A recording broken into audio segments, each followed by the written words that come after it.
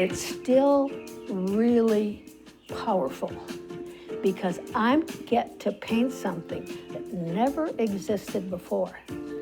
I'm Bonnie Broitzman, and I'm a visual artist, and watercolor is my favorite media. And I went through North Central College in Naperville, Illinois, which I loved, and the art instructor was a beautiful watercolorist, but it wasn't considered a permanent media at that time, so you had to major in oil if you were a painter. Husband didn't care for the smell of oil paint. And then after we had little children, after I had taught for a while and then we had a family, the children and oil paint is not a good combination. So I decided I need a real quick and fluid media. So I took up some watercolor classes and absolutely fell in love with it.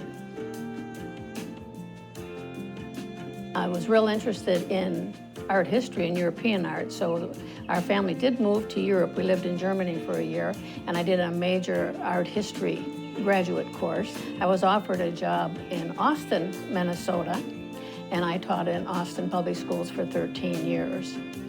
And I took the job because they offered me a job right on the same block as where my father and mother's home was. And my dad was a paraplegic, and I thought, gee, I'm supposed to come back to this area and help my parents out and teach school again. And I taught elementary art at Banfield and absolutely loved it. And by then I had met Carolyn Holman, who's an international artist, and she was encouraging me to quit painting and start painting all over Europe with her and doing international workshops. So it was a wonderful decision. It was kind of an exquisite risk to quit teaching and head out on my own, but I absolutely had the grandest adventure. And I had purchased this home on the lake when I quit teaching in Austin because I wanted to have a working studio. I was taught the color wheel, where you have 3 primary colors, yellow, red, and blue, and they make the 3 secondary colors, orange, green, and violet. But I took another look at it because I was studying the Enneagram. I have a wonderful friend that grew up, Kathy Scheid, in Austin, and she was an Enneagram instructor. She said, you have to know about this because this is all about personalities. There's 9 personalities. And I looked at that Enneagram, and it had the same configuration. It had that same primary color, that triangle. It had colors on the side, and there were 9 of them. And I looked at that, and I said, what if I took those 9 points and did it with each one with color, each hue? So I did yellow. And then as yellow moved to red, I made a warm color.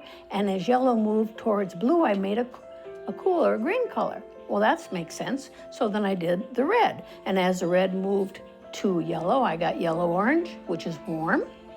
And as that red moved towards the blue, I got purple. So that was a cooler red, a more dynamic red. Then I did the same thing with blue.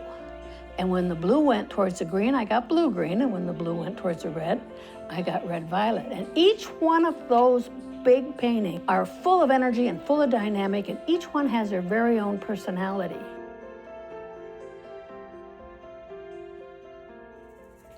And as you move around the Enneagram and you look at those colors and you start saying, well, you know, this personality could change. If you would just pay a little more attention to this personality over here, you could be more well-rounded.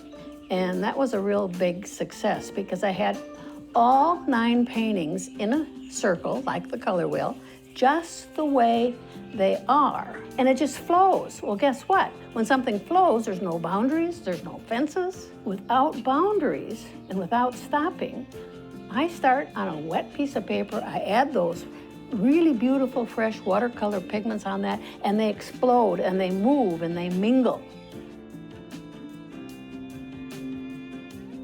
Well, you don't have white in watercolor. The only white you see is always the white of the paper. So it's a really, really special experience because the bottom line is the watercolorist has 2 beautiful things. Water, which births everything, and color. And color has been here even before the earth. The colors have personalities, just like people. And you learn those, and you learn who to put next to each other, who to let mingle, who to keep apart. And your pictures are gloriously clean and pure and radiant. That's what it's about. Color system is the most universal system. Color is one language, one universal language. It really is a wonderful system for people to be involved in, to help them enjoy their world and understand their world. Take a risk. Learn to paint and draw, or do music, or dance.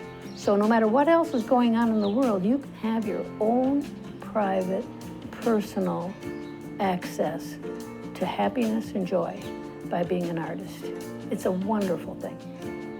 And I'm very, very grateful that I've been a part of it.